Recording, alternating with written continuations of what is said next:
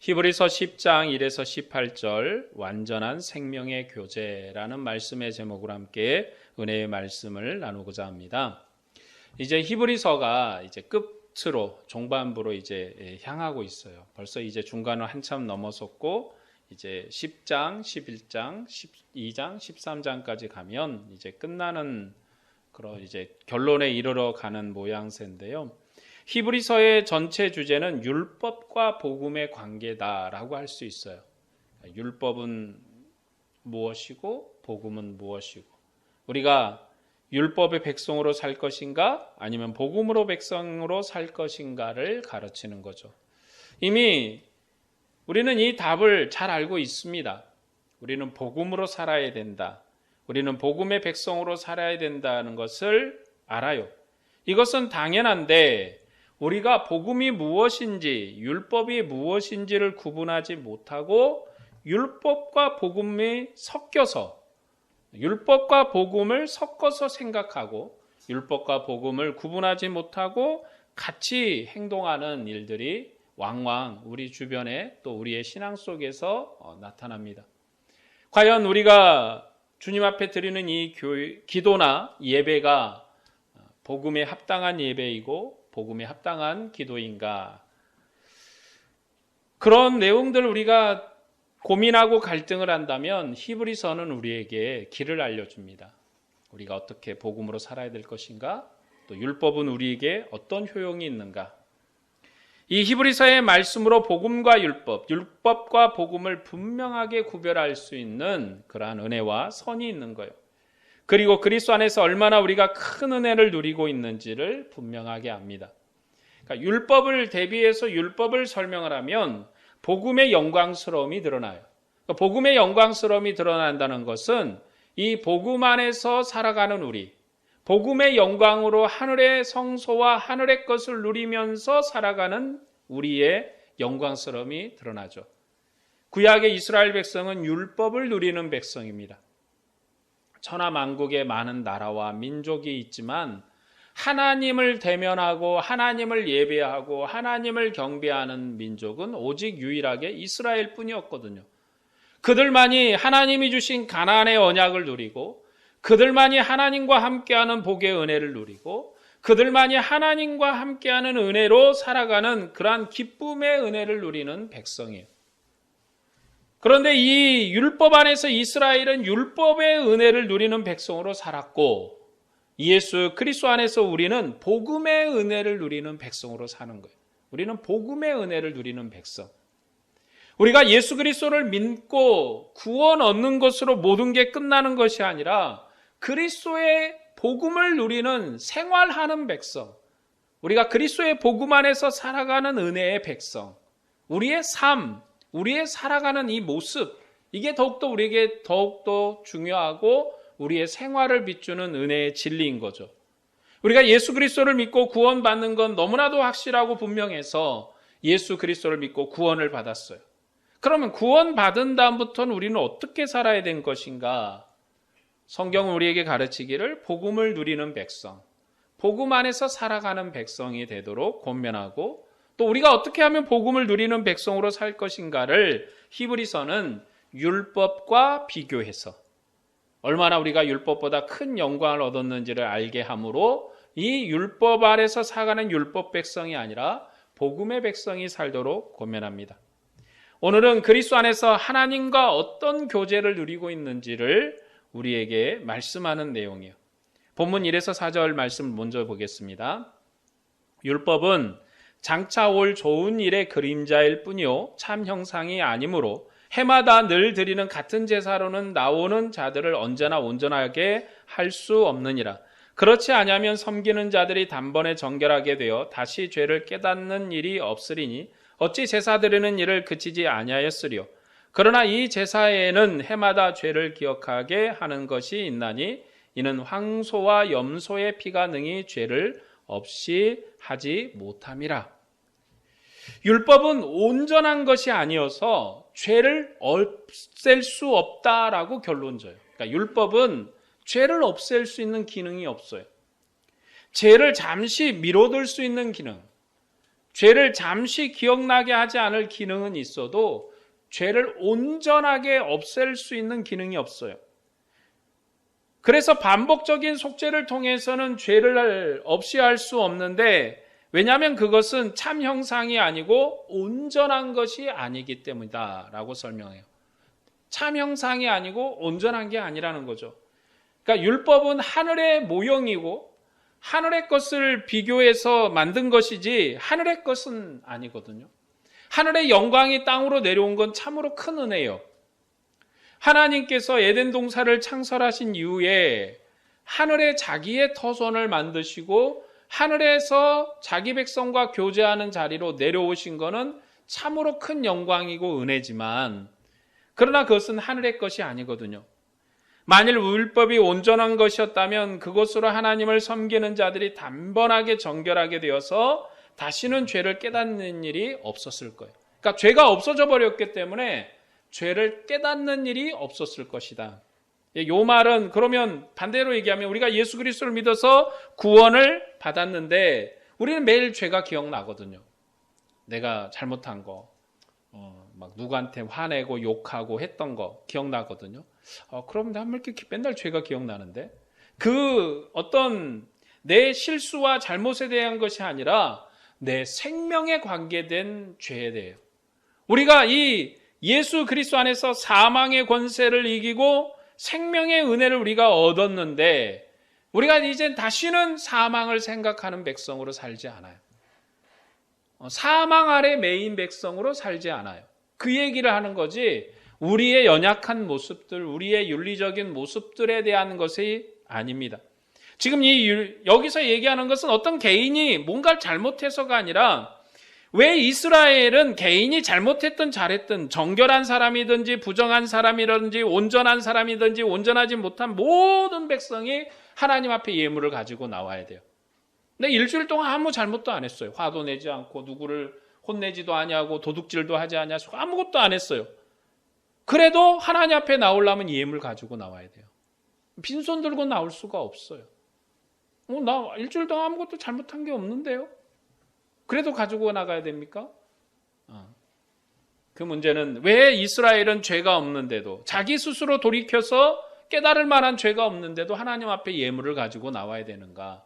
그것은 여전히 사망 안에서 죄 아래 갇혀 있음을 그들로 생각나게 하는 일이에요.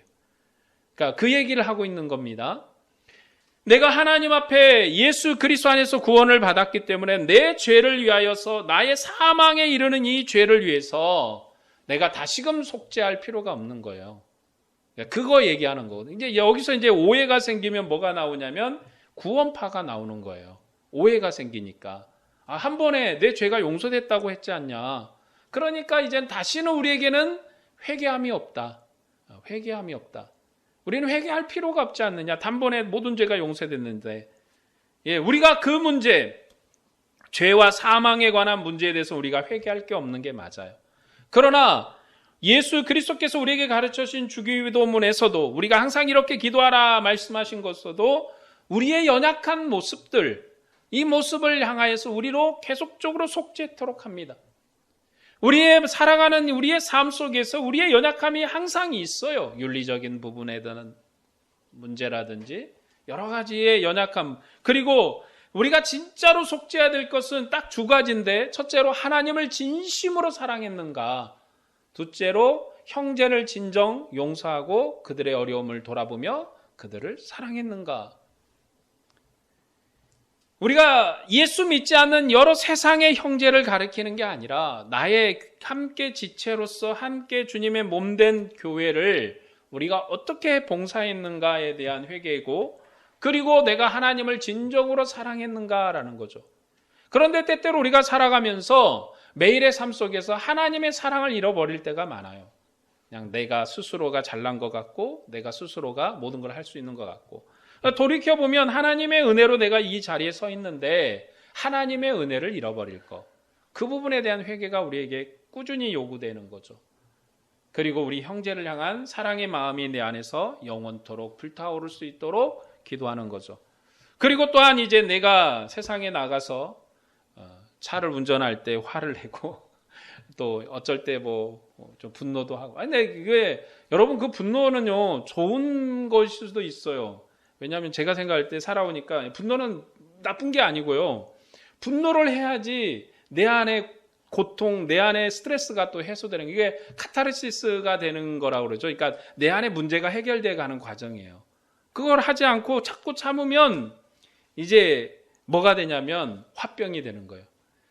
그 의학에도 이제 그 한국의 이 화병이 한국의 고유 질병으로 분류가 됐다고 그러잖아요. 막 화병이 생기면 막 얼굴이 막 뜨겁고 막 이렇게 증상이 있는데 그게 이제 스트레스성 질병인 거죠. 스트레스성. 말을 못하고 누구한테 얘기도 못하고 계속 내 안에 담아두다가 생기는 질병.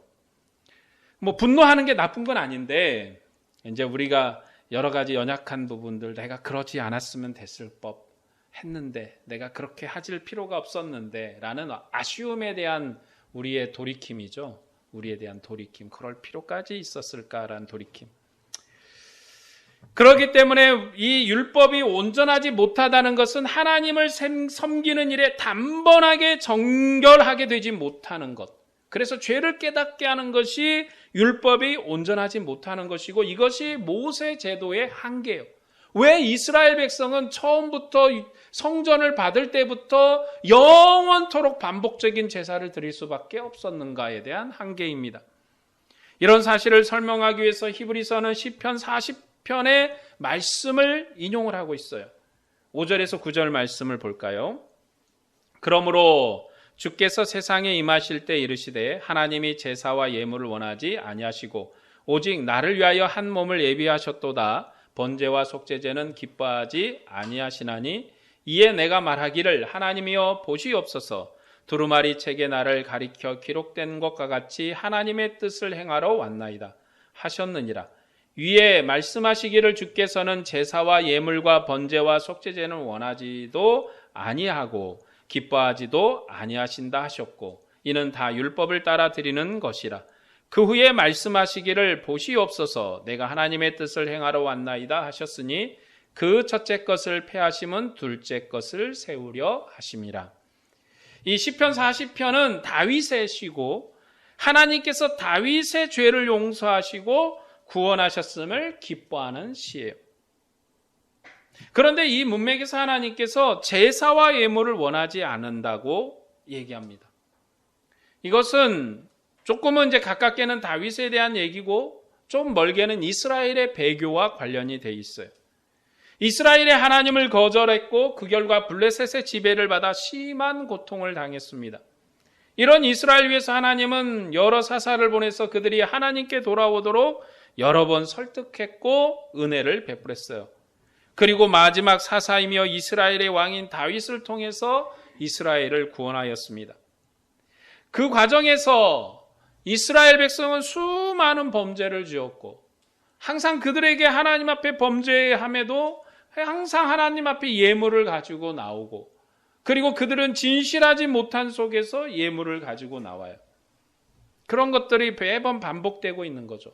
여러분 율법 아래서는 이 외식이 가능해요. 이제 성경에서 외식이 나오잖아요. 그러니까 쉽게 말해서 겉과 속이 다름이 가능해요. 내가 하나님을 진실하게 사랑하지 않아도 예물을 가지고 오면 사람들이 평가를 합니다. 저 사람은 하나님을 사랑한다고. 그런데 내가 하나님을 진짜 사랑하는데 예물을 가지고 오지 않아요. 그러면 사람들이 평가합니다. 저 사람은 하나님을 사랑하지 않는다고. 왜냐하면 율법을 지키는가 안 지키는가가 하나님을 사랑하는가 하나님을 사랑하지 않는가를 판단하는 기준이에요. 그렇죠? 그러면 오늘 신약의 그리스도의 교회는 무엇을 판단하는가? 우리는 판단할 법이 없어요. 교회는 어떤 성도도 누구도 판단할 법이 없어요. 그러면 교회가 받은 것은 뭐냐? 판단을 받은 게 아니라 사랑하는 법을 받았어요. 저 어떤 사람이 교회에 큰일이 닥쳐서 이제 교회 어떤 건축을 해야 되는데 뭐 이런 일을 닥쳐서 큰 예물이 필요한 과정에서 뭐 가난한 분들 조금씩 드리고 뭐 하는데 내가 생각할 때 저 사람은 정말 살만한데 안 드려. 아무것도 안 드려. 그럼 사람들이 수근거리죠. 뭐 집사는 말이야. 벤츠 끌고 다니고 뭐 집이 몇 억짜리라고 자랑할 때는 언제고 예물 한 교회 이렇게 일한다는데 돈도 안 내놓는디야. 그러면서 수근수근 이게 교회 재정이라는 게 금방 탄로나는 거라 이게 수근수근 거리죠. 그게 사실은 우리의 연약함이에요. 우리는 벌써 판단하고 있거든요. 판단을 했어요. 그런데 생각해 보면 그분이 안 드린 이유가 믿음이 없어서이거든요. 믿음이 없는 연약한 자예요. 물론 교회 직함으로 집사도 갖고 있었고 수년을 교회를 다녔고 헌신적으로 사랑했지만 헌신적으로 교회 일에 매진했지만 그의 마음에 하나님의 사랑함이 연약하고 또 물질에 대한 사랑이 가득하고 그런 연약함이 있어요. 그러면 우리가 그를 사랑해서 그를 위해 기도해주고 품어주고 그를 위해서 정말 믿음이 성장하고 하나님을 사랑하는 일에 수고로운 사람이 될 수 있도록 그를 권면하고 품어주는 일을 했는가? 라고 생각해 보면 그런 일보다 뒤에서 수군거리는 일을 더 많이 했어요. 이게 구약에는 그게 가능해요. 100% 가능합니다. 왜냐하면 부자는 하나님 앞에 복을 받아서 많은 물질이 있는 사람이고 가난한 사람은 하나님 앞에 복을 받지 못해서 가난하게 되었거든요. 그렇기 때문에 부자는 하나님의 것을 가지고 나와서 내가 하나님 앞에 얼마나 큰 은혜를 받았는가를 나타내므로 하나님의 사랑이 그 안에 드러나는 거예요. 그래서 구약 때는 큰 예물을 가지고 온 사람은 하나님의 사랑을 받은 자라고 판단을 하고 작은 예물을 가지고 나온 사람은 하나님의 사랑을 받지 않았다고 판단을 해요. 이렇게 판단 기준이 명확한 게 율법이에요. 왜냐하면 율법은 판단의 법이기 때문에 그렇습니다. 그 판단을 위해서 제사장을 세웠고 그 판단을 위해서 제사장이 모든 것을 다 가서 판단해요. 심지어 집에 생긴 문둥병, 벽에 생긴 문둥병까지도 제사장이 판단을 해야 돼요. 이거는 문둥병이다, 아니다 이렇게 판단을 해야 되죠. 그게 구약 제사장의 일이에요. 왜냐하면 구약은 판단하는 게 일이기 때문에. 그러나 복음은 판단하지 않아요. 사랑하지. 교회에 열심히 매주 나온다고 그 사람이 진짜 예수님을 사랑한다라고 말을 할 수 없다는 거고 큰 예물을 드렸다고 해서 그 사람이 진정 예수님을 사랑한다 말할 수 없는 거고 우리의 신앙의 판단자는 누구만 계셔요? 예수 그리스도 그분만 우리의 신앙의 판단자예요. 그러니까 우리가 항상 주님 앞에 진실하게 설 수 있도록 우리를 매일 단련시켜야 돼요. 그러니까 교회 누가 집사가 목사가 이렇게 교회를 판단하는 게 아니에요. 교회는 오직 섬김의 사랑의 법으로만 서는 거고 우리의 판단자는 예수님이십니다. 그 앞에 우리가 서는 거예요. 그런데 이스라엘 백성은 하나님을 섬긴다 그러면서 겉과 속이 달랐던 거죠. 그게 외식이죠. 하나님 사랑하지도 않아. 일도 사랑하지 않지만 그냥 어떻게 표현하면 이렇게 얘기할 수도 있죠.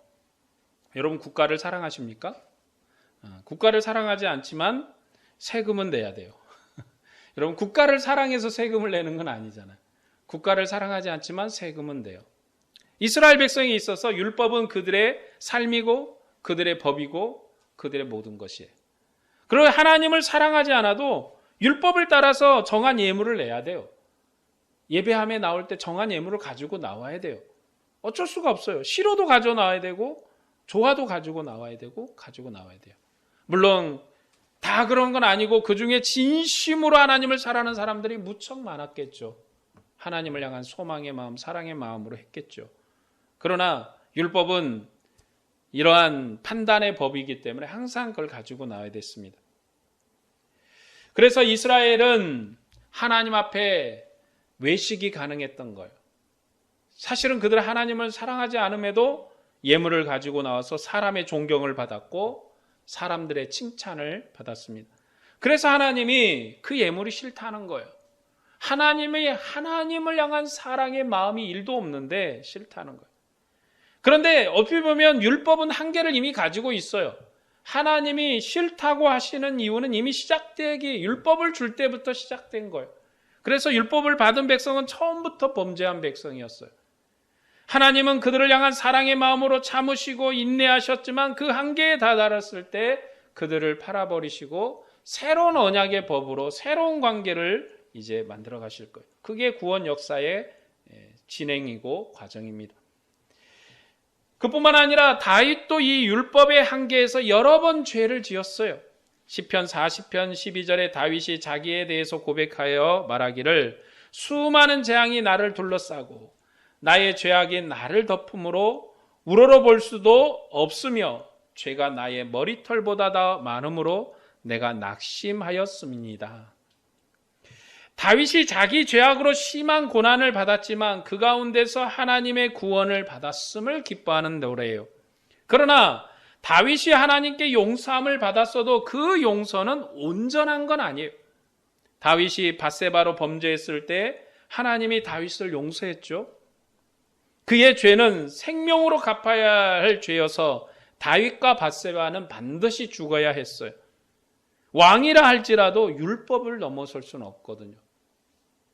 죽음, 이 밧세바와 그리고 다윗의 이 죄는 죽음으로밖에 끝날 수 없는 거예요.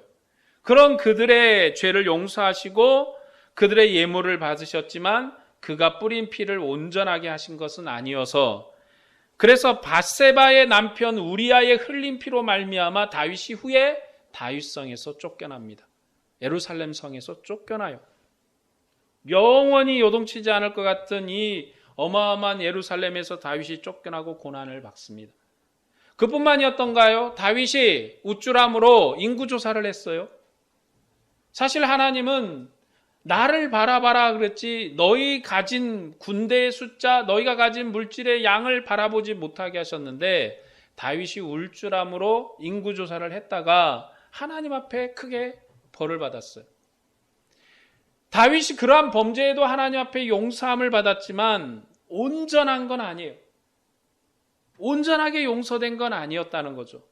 하나님은 다윗이 다시는 쫓겨나지 않는 온전한 새로운 제도를 그리스도 안에서 세우시기를 소망했습니다. 그리스도 안에서 하나님께서 그의 영을 부으셔서 만물을 정결하게 하셨고 하나님을 소망하는 마음을 주셨어요.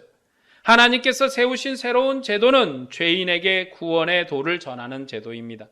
다윗이 큰 죄로부터 용서함을 받고 하나님 앞에 감사의 제를 드릴 때 이미 율법의 무익함이 드러난 거예요. 그래서 다윗이 드린 찬양과 감사는 새로운 제도에 대한 찬양이고 감사인 거예요. 다윗이 용서받은 것은 율법으로 용서되었지만 그 용서에 한계가 있는 용서였습니다. 그래서 하나님이 새롭게 세우실 제도를 찬양하고 감사한 거예요. 그러니까 다윗이 드린 이 예물을 하나님 왜 기뻐하지 않았을까? 다윗이 예물을 용서받고 예물을 드렸어요. 우리아와 밧세바와 일 때문에 용서받고 제물도 드리고 그랬지만 하나님은 그것을 기뻐하지 않았어요. 하나님 그거 기뻐하지 않았습니다. 왜 하나님이 예물을 기뻐하지 않은가? 영원히 죄가 용서되지 않은 자가 드리는 예물을 기뻐하지 않습니다.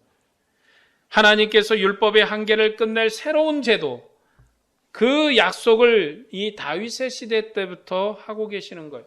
왜냐하면 율법으로 하면 다윗은 이미 죽어야 됐기 때문에 그래요.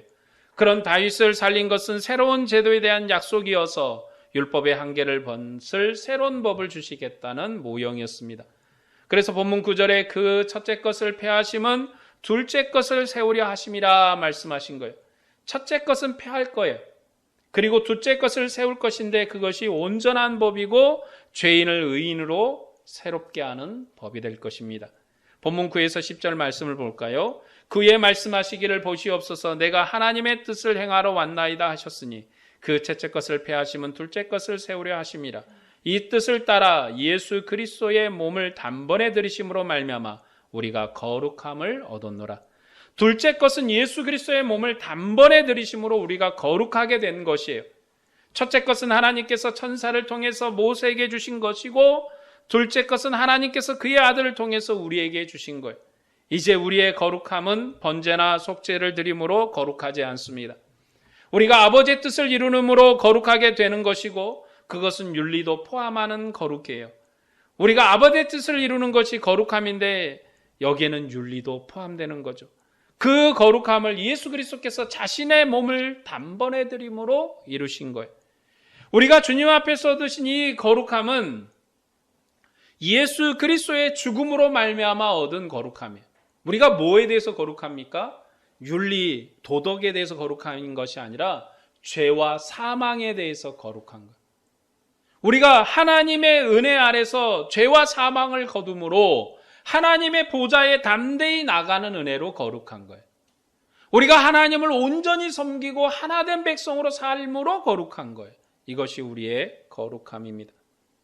거기에는 이제 우리의 윤리도 포함이 되는 거예요. 이거는 어떤 윤리입니까? 관계 윤리죠. 항상 여러분한테 말씀드리지만 관계 윤리예요.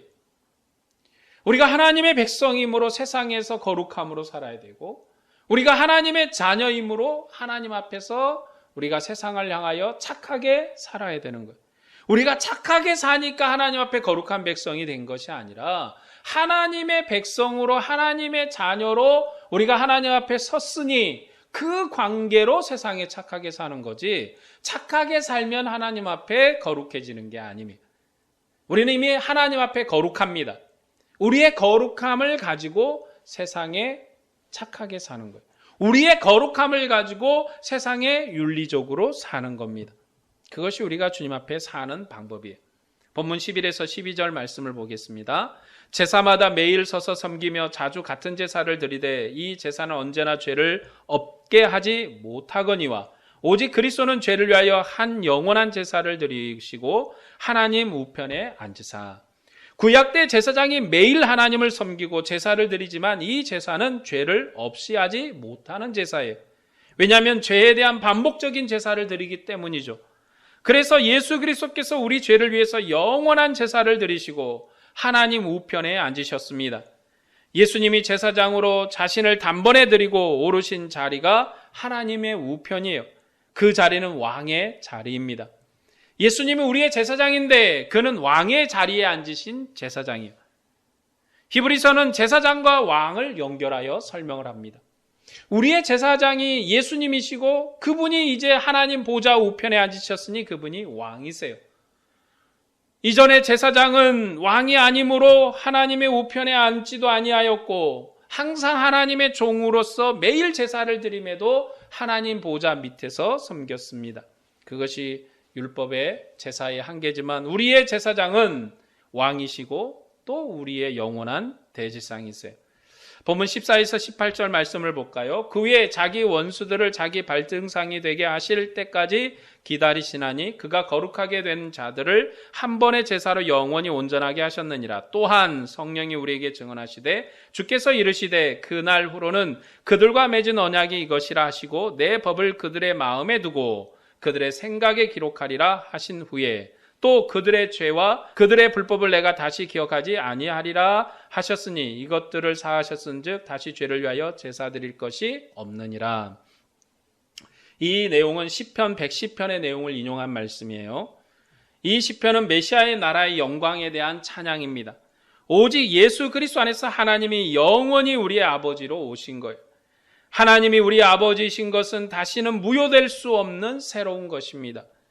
하나님이 우리의 아버지로 오신 것이 옛 제도를 갱신한 거예요. 다윗이 죄를 짓고 하나님께 용서함을 받았습니다. 그가 죄를 용서받고 하나님 앞에 제물을 가지고 나갔지만 하나님은 기뻐하지 않았어요. 이것이 율법의 한계입니다. 그래서 새로운 것이 와야 해요. 아버지의 뜻을 이루는 새로운 언약이 와야 율법의 한계를 벗을 수가 있어요. 그리고 예수 그리스도께서 언약의 성취자로 언약을 온전하게 하셨습니다. 예수 그리스도께서 온전하게 했다는 것은 옛 제도를 온전하게 하신 거예요. 그래서 다시는 반복하는 제사로 하나님 앞에 나가지 않아요. 옛 것이 어떻게 온전하게 됐는가? 예수 그리스도의 죽으심으로 말미암아 온전하게 된 거예요. 그래서 옛 것을 온전하게 해서 옛 것을 지키게 하는 것이 아니라 예수님께서 옛 것을 온전하게 하셔서 새 것을 우리에게 주셨어요. 그렇기 때문에 우리가 주님 앞에 나갈 때 반복되는 제사를 드리지 않아요. 예수님께서 옛 언약을 완성했다. 이 완성 안에는 끝났다라는 표현도 들어있는 거예요.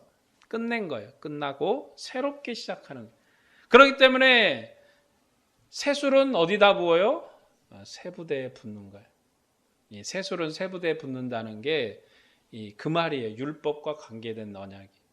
그러니까 우리가 생각할 때 이제 새일은 새롭게 시작하는 것이다. 뭐 그렇게 쓰기도 하고 여러 가지 비유로 상상하지만 마태복음에 있는 이 예화는 예수님께서 이제 새로운 구원의 시대, 새로운 성전의 시대를 열 것을 선언하신 내용이죠. 그래서 옛 것에다 담을 수가 없어요.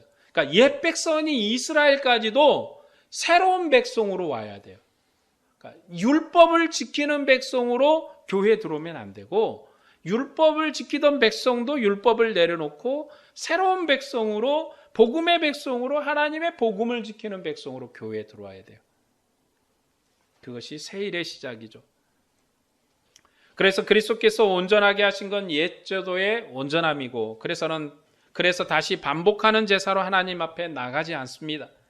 반복되는 제사는 죄를 반복적으로 기억나게 하는 거예요. 이제는 반복적인 속죄로 하나님의 얼굴을 뵙지 않아요. 이런 은혜가 우리에게 주신 은혜입니다. 반복된 피 흘림으로 나가지 않고 영원한 성소에 들어가는 것이 우리의 은혜예요. 히브리서가 오늘 본문을 통해서 우리에게 가르치는 것은 온전한 교제입니다. 그리스도 안에서 우리가 하나님과 온전한 교제를 하고 있는 거예요. 이 교제의 언약은 다시는 주지 않을 완벽한 언약입니다. 우리가 주님과 교제하는 것은 은혜의 보좌 앞에서 영원히 사는 교제예요. 그 은혜가 우리에게 주어졌다고 히브리서는 확증해서 가르칩니다.